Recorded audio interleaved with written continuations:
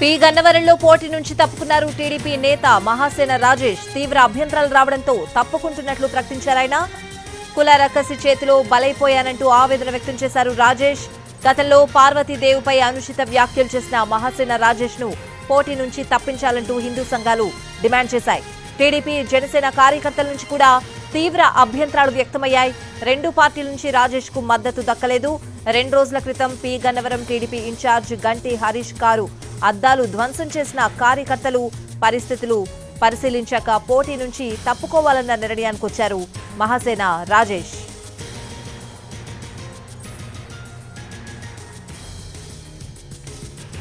P గన్నవరంలో పోటీ నుంచి తప్పుకున్నారు టీడీపీ నేత మహాసేన రాజేష్. తీవ్ర అభ్యంతరాలు రావడంతో తప్పుకుంటున్నట్లు ప్రకటించారాయన. ఇదే అంశానికి సంబంధించిన పూర్తి అప్డేట్స్ అడిగి తెలుసుకుందాం. మా ప్రతినిధి శ్రీనివాస్ లైవ్ లో సిద్ధంగా ఉన్నారు. శ్రీనివాస్, ఏంటి పరిస్థితి?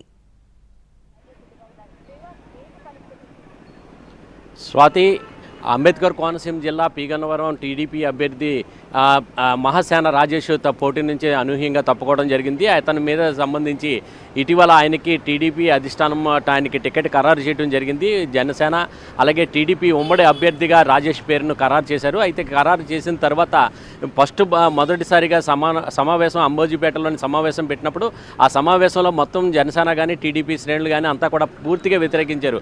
ఆయన స్థానికుడు కాదనే నినాదంతో వాళ్ళందరూ కూడా వ్యతిరేకించడం జరిగింది. తర్వాత ఇటీవల అయినవిల్లి విఘ్నేశ్వర స్వామి దర్శనానికి వచ్చి ఎన్నికల ప్రచారం చేపట్టడానికి మహాసేన రాజేష్ వచ్చినప్పటికీ కూడా టీడీపీ శ్రేణులు కానీ మరోపక్క జనసేన శ్రేణులు కానీ ఎవరు కూడా ఆయనకి పర్యటనకు ఎవరు కూడా సహకరించలేదు. అక్కడికి కూడా కార్యక్రమాల్లో ఎవరు పాల్గొనడం కూడా జరగలేదు.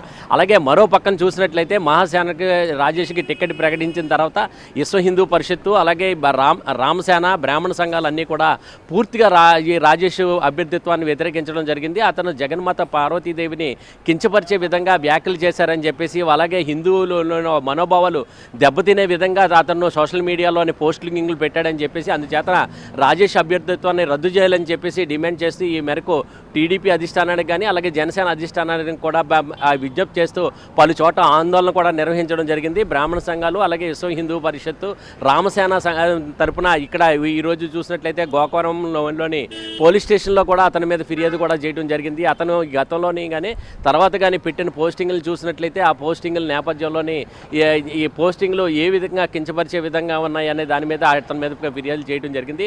అయితే ప్రజల నుంచి పూర్తి వ్యతిరేకత రావడంతో, అంటే కేవలం హిందువుల నుంచి పూర్తిగా వ్యతిరేకత రావడంతో పాటు అక్కడ ఎవరు కూడా పి గన్నవరం నియోజకవర్గంలోని ఇటు టీడీపీ కానీ అటు జనసేన కానీ ఎవరు కూడా రెండు పార్టీల నుంచి కూడా ఎవరు కూడా తనకు సహకరించట్లేదు స్థానికేతరని అని చెప్పి మొత్తం దాంతో పార్టీకి కించపరిచే విధంగా, అంటే పార్టీకి చెడ్డ పేరు వచ్చే విధంగా ప్రస్తుత పరిస్థితులు నెలకొన్నాయని చెప్పేసి మహాసేన రాజేష్ తను పోటీ నుంచి తప్పుకోవాలని చెప్పి నిర్ణయించుకున్నట్లు కానీ తను ప్రకటన చేయడం జరిగింది.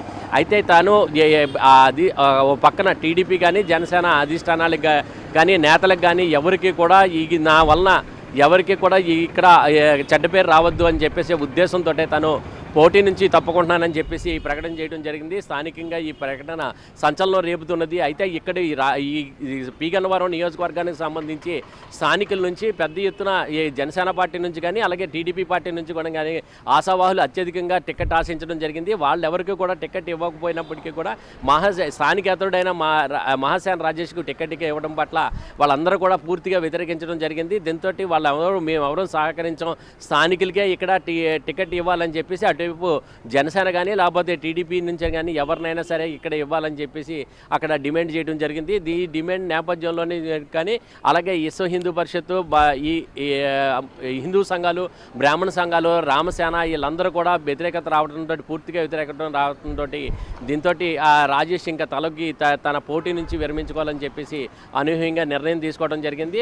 ఇక్కడ ఈరోజు ఒక వీడియో ద్వారాగా మెసేజ్ ద్వారాగా తెలియజేసి తను ఇక్కడ పోటీ నుంచి తప్పుకుంటున్నట్లుగా తను మెసేజ్ పెట్టడం జరిగింది. దీంతో ఇక్కడ స్థానికంగా చూసినట్లయితే ఈ పోస్టింగ్ అయితే ఇప్పుడు సంచలనం రేపడం జరుగుతున్నది. అయితే దీని మీద టీడీపీ జనసేన అధిష్టానాలు ఏ మేరకు నిర్ణయం తీసుకుంటాయి, ఇక్కడ ఎవరైనా కొత్త అభ్యర్థిని ఏర్పాటు చేస్తారా, ఏ రకంగా దీని మీద అధిష్టానాల నుంచి స్పందన ఏ రకంగా వస్తుంది అనేది మట్టుకు మనం వేచి చూడవలసిన అవసరం ఉన్నది. స్వాతి.